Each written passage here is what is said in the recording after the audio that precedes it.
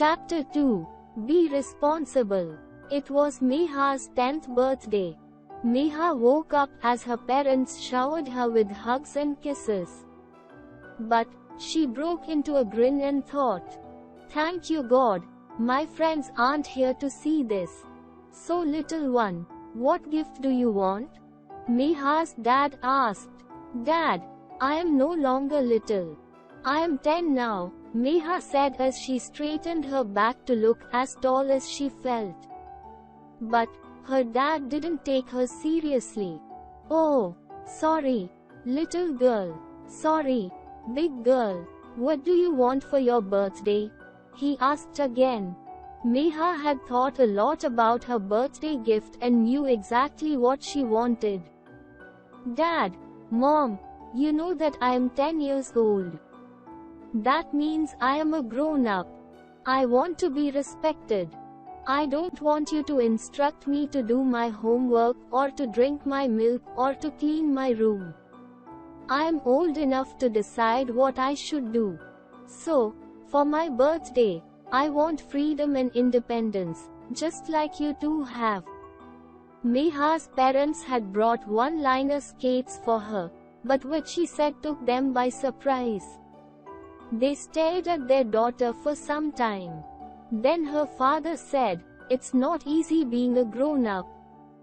It means becoming more responsible and taking care of things. And all by yourself. Oh, Dad, that means you will treat me like a grown-up and let me do what I feel?" Meha asked eagerly.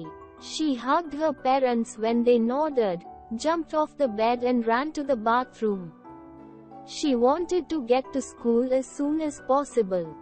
She had to tell her friends about this year's birthday gift. That evening, Meha and her friends sat in her room, eating the yummy honey almond sweets that her mother had made. As they ate, Meha placed her bowl on the window and a few drops of honey fell on the windowsill. "Let's wipe it before your mom scolds you," said Meha's friend. "She won't scold me. My parents have promised to treat me like a grown-up. Now, I can decide what work I want to do and when I want to do it. Besides this, cleaning windows isn't my responsibility. Someone will do it later," said Meha. The drop of honey slowly began to drip down the windowsill and finally fell with a plop on the street below. Within seconds, a family of flies buzzed their way there and began feasting on the honey. When the flies were winged deep in the honey, a gray lizard lying closely flipped its tongue, gobbled up 4 of the fattest ones. The lizard returned to the smooth patch on the bark of its favorite tree, but not for long. Kitty, the big, brown cat who'd watched the lizard feasting, leapt from its perch on the wall. And then it had a feast on the lizard. But, waiting right beneath the wall was Bruno, the dog, that lived in the house next to Meha's. It jumped and brought Kitty down. Hearing the deafening mews and barks, Kitty's and Bruno's owners arrived at the scene and began fighting. "Meha, let's go and stop the fight. Or, at least tell a grown-up about what we saw," said Meha's friend. "Why should we leave our game in the middle?" complained Meha.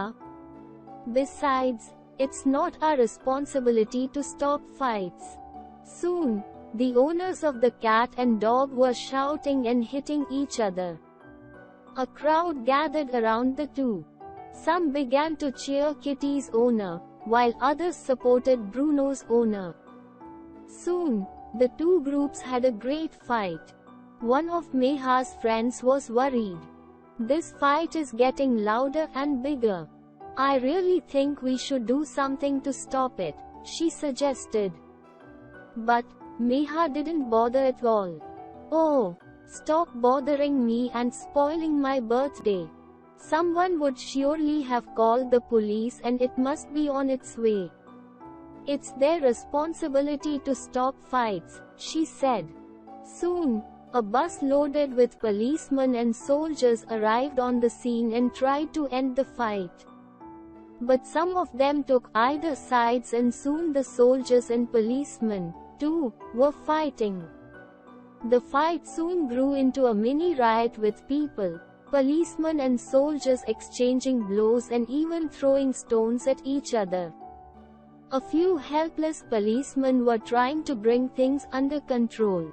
In no time, camera crews also arrived at the scene.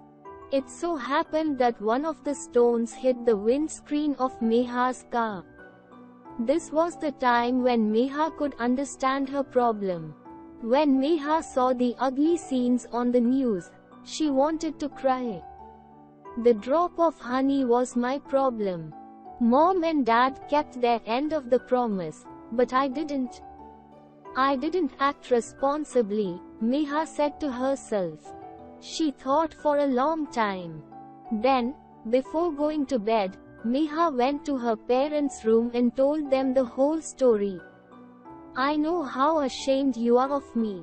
You can punish me for being irresponsible.